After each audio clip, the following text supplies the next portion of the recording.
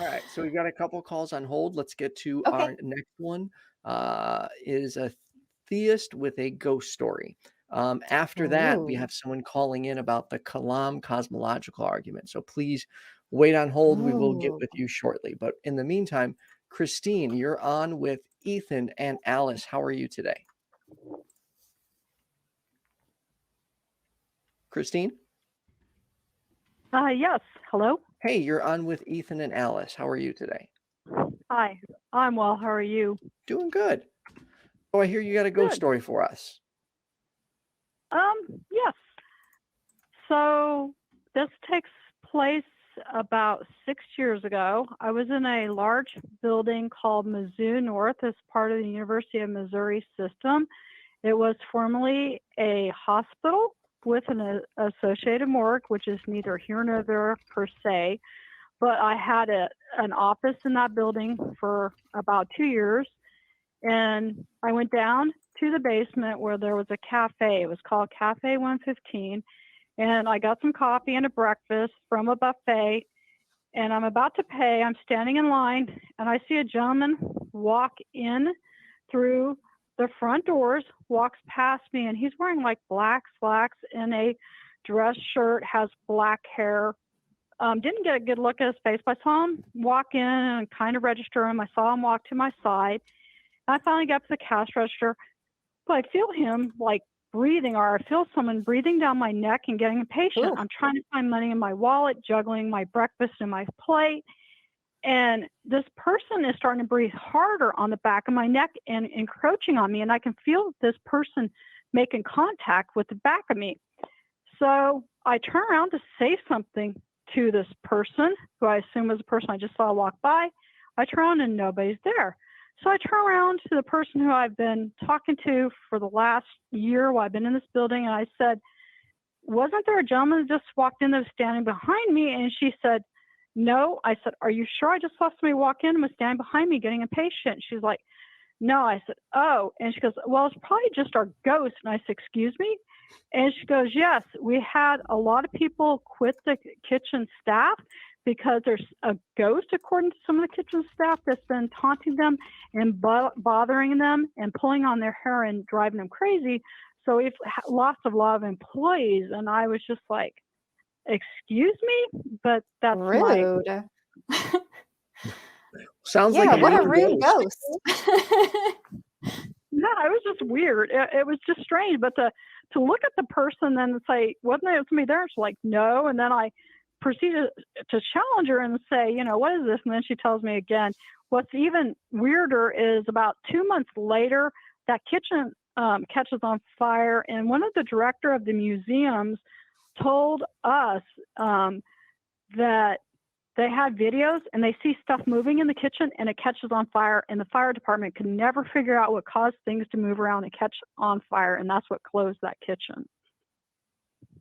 Interesting. Yeah, it was just strange. It was just a strange series of events, but that's only one time that building I ever had anything weird happen. But yeah, that was it. So is that the reason you believe in ghosts, or is that the story you think is most convincing? I think the reason I believe in maybe ghosts or spirits or supernatural, whatever term one wants to use, is because I'm an anthropologist and I've done a lot of reading and research, and I teach at the University of Missouri. I teach in the anthropology department, and I'm trying to understand all this, what you would call paranormal, try to understand it cross-culturally. I'm also an archaeologist who studies shamanism, and so I've been doing that for the last 20 years. So I'm trying to understand how we as within our neuroscience understands spirit perception, but also culturally. But worldwide and through time, humans have always believed in these things. And there's a lot of compelling evidence that humans have parlayed toward this great subject matter, and lots of information. And we think some of the earliest rock art in 40,000-year-old cave has to do with these things we call shamanic trance, where they're in altered states of trance communicating with the spirit world. So there's a lot of evidence, and I think that that's probably why I believe is just the propensity and the robustity of all this evidence. You have to wonder, are all these other cultures? I mean, we're really an anomaly on the planet Earth. This modern Cartesian scientific thinking is not our norm, and this separation of body and spirit is very unusual in the human experience of anatomically modern humans for the last 250,000 years. I see your wheels turning, Alice. What do you think? Well, first of all, I'm so sorry. Remind me your name again. You who called? Christine Van Poel. Christine. Okay, first of all, I just have to say you sound super cool. Like, you sound so interesting. Everything that you're describing, like all of your interests that you study. No, like I can nerd out on this stuff. Like these are like my hobbies. I'm reading a book right now called Kindred about Neanderthal death, life, and art. It's fascinating. And I also love studying ancient humans and other species of humans in particular. Yeah, that said, like, I wonder, because you spend so much time looking into the past of human history, and like you mentioned, you know, cave art and how you correlate, you know, the connection you made between how humans have always sort of had this connection to what we call the spirit realm. But we'll just use that term for now, just to keep things simple, even though I agree with you, it has many synonyms. But do you suppose that maybe there's all of this evidence that humans have had a connection with what we call the spirit realm because we did not yet have the tools or capacities yet to effectively measure other possibilities for what it might be? And so, like, for instance, so many ancient humans believed that, you know, Earth is like the center of the universe. They didn't know what stars were. Now we have tools to help us measure and determine, oh, stars are this. You know, we're actually looking into the past when we look up, and they're balls of gas and light. They look like light to us. I wonder if the same sort of rigorous discipline can and will be applied to what we call the spirit realm. You know, maybe I'm inclined, based off of the knowledge that I've come across, to think that what we call spiritual are really just to be determined depths of exploration into our psyche and what our consciousness is capable of. I'm not inclined to think that there's anything literally spiritual about it or other realmly, but simply that it's our psychology, that we just have not yet developed the tools or capacities to effectively measure in a quantifiable way. And so that gives us humans, both past and present, nothing better to conclude than that there must be a spirit realm. And I wonder, with you having your background, if you could see evidence for that as well, or if you're more inclined to believe, oh no, there is definitely a spirit realm. Let me suggest this. I like your discussion of the stars. So, right, definitely several hundred years ago, people thought there was a fabric and pinholes. There's a light source behind the fabric, and that's stars. And as we have developed telescopes and modern science and astronomy, we are beginning to understand that there are balls of gas out that. That is our developing science. So science has always been a methodology to understand the empirical world. And I think that's really a key thing, is the Cartesian sciences to understand the empirical world. And it too is changing and developing. So we don't know what this is going to look like in 100 years as we gain more understanding and better tools to understand the empirical record. And so I would say the science is always necessarily for studying the empirical, but part of that is how do we measure the empirical? So how do we measure gravity? We're not really per se measuring gravity, we're measuring the effects of gravity. Are you following what I'm suggesting? Yeah, totally.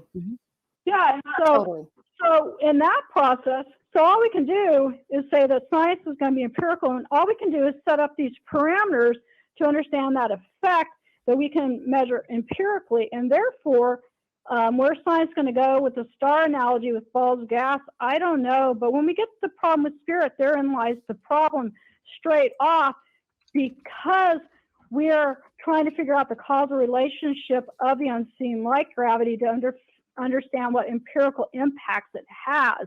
So that should not limit us as scientists to understand how spirits might work. What I find really fascinating is that people are so sold right now on science as empirical reality without thinking about, well, a lot of the empirical reality we can't really measure. And so when you get to quantum physics and quarks and strings, those things we can't really see yet. All we can do is hypothesize and make theories to understand them and then put into play these tests. And so some of the issues might be interesting to think about in the future. How might we begin? And you guys have been asking this a lot, and something I spent a lot of time thinking about is, how are we going to set up these terms and language to begin to understand whatever this thing is, energy, consciousness, soul, whatever, to figure out how it manifests itself, to measure it. Does that make sense? So I was going to say that for me, I don't have an answer, but I think that if we're going to start, giving science or try to understand it from scientific, we're going to have to shift our way of thinking about it and to shift out of a Cartesian, strictly empirical science, I would suggest. And we're starting to do that. Physicists are doing that with quarks and string theory and other things as well. Yeah. So Ethan, I see your wheels turning now. What do you think? So I want to make sure I'm understanding you correctly, but shouldn't the science we're using to test this be consistently reliable? Like, why would we want to look for another method? Well, every science, we have new methods. Let's take COVID, for example. Do we want to use the method we had 20 years ago with vaccinations to work with the new modern method? No, of course not. Yeah, so I would just say, I'm just, thinking about it, that everyone is really sold on empirical world. And I believe that's what science should do, and that's what we should do.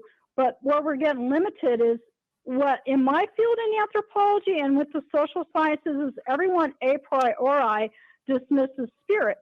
And if it can't be spirits, then any empirical phenomenon by definition cannot be spirit. So therefore we can't really test it because it doesn't exist, at least in the academic world of which I'm in right now.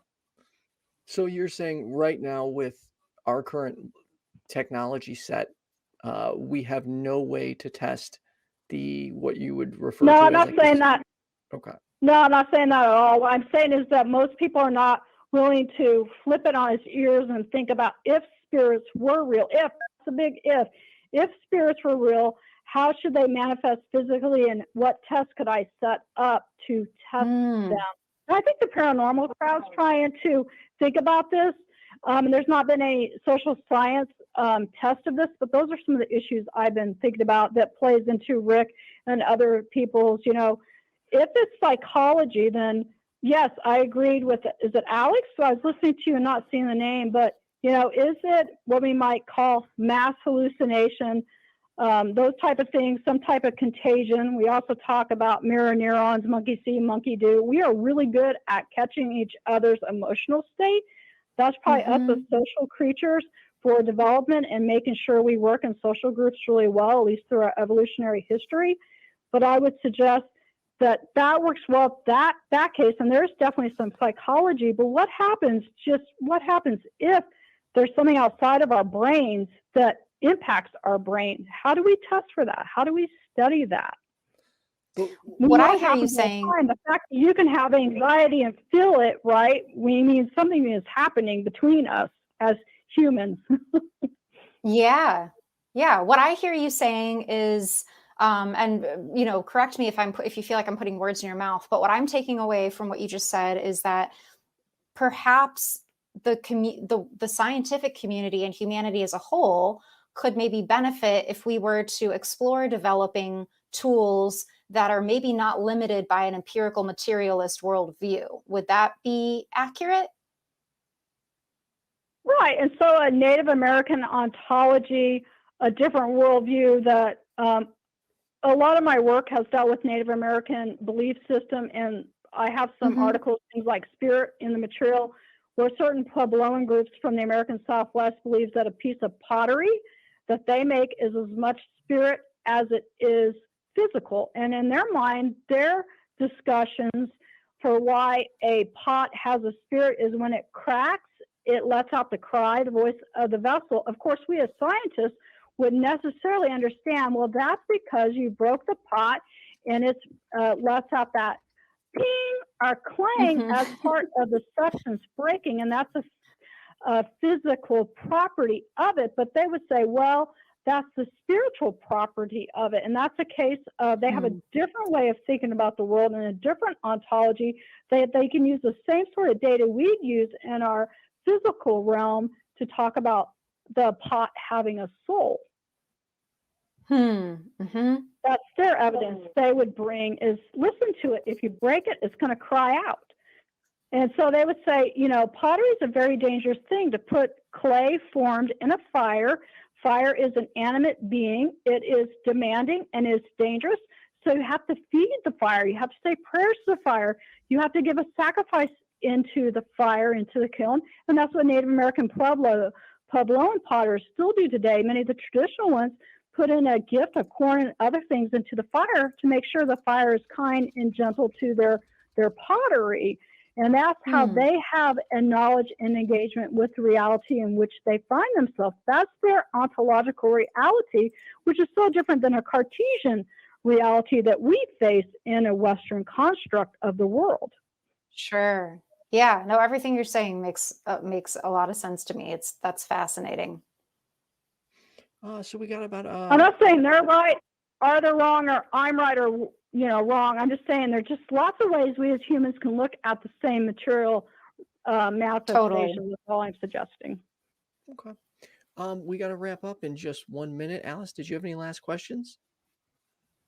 No, I think that probably would have been my last question. Again, Christine, yeah, it's fascinating. I love that you're so passionately interested in these things, and yeah, like I'm so grateful for people like you who are exploring and delving into it and trying to merge different measuring systems. I think that's a very brave space to be in the academic realm, to be curious about things that are considered, woo-woo or spiritual. And so I'm grateful that there are academically trained scientific people like you who are willing to explore this. I lean more on an empirical materialist view myself, but I so appreciate that there's people like you that don't settle for just an empirical worldview as like that's it, because I do think that there's so much more that we don't know. And so thank you for being one of the historians who's willing to explore that. I think that's incredibly brave, actually.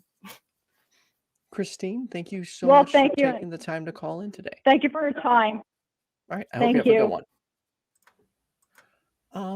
Question, Alice. So should we really be in the scientific community veering off the empirical method? So no, I think that I greatly appreciate that the scientific community employs the empirical method. I do think that there's so one of perhaps the most distinct way that I can articulate it myself is we know tears come from like tear ducts, right? Like we can explain what tears are and their function that they serve for the health of our eyes and emotional purging. But what I've personally not quite been able to explain, and I can have my theories, is like how words, which cause feelings, make tears come. One could say, oh, like Christine mentioned, mirror neurons, like, oh, well, we have empathy when we feel the intent of hurt in someone's words, we might cry, like I can rationalize it to a certain extent. That said, I think there's still something, I think there's still so much mystery in the realm of human psychology, human emotion, human just consciousness. When I hear soul, again, I just translate that to consciousness. And I think that the question, I've talked with you about mystical experiences and how I'm not able to have any by sober means, but on psychedelics, I absolutely have a mystical experience. I don't think there's a human alive that wouldn't. If you took a tab of LSD or ate a psilocybin mushroom. To me, the question is, why are we capable of even having these sorts of interactions with plants, what people call plant medicines. Mhm. I think that that's fascinating. And I think that that's something that the empirical method scientific realm tends to veer away from exploring, because there's not a whole lot of answers or ways to test, like, why do we have this? We can understand Right. how it works. We can understand the neuroscience of like what's actually going on in the brain when one is having a mystical experience by psychedelic, medicinal, or sober means. But why do we have them? I think that I hope the scientific community continues using its empirical threshold as a testing ground. I do also very much appreciate that new methods will be developed alongside the empirical method that can help us maybe learn more about why do we even have these states. I think there's still so much that we don't know. Right. And a lot of people would classify me as an agnostic. I've been open to about the fact that I think everyone's an agnostic. I think there's agnostic Christians, agnostic Hindus, Oh, agnostic absolutely. atheists, because who knows? I'm an Um, agnostic atheist.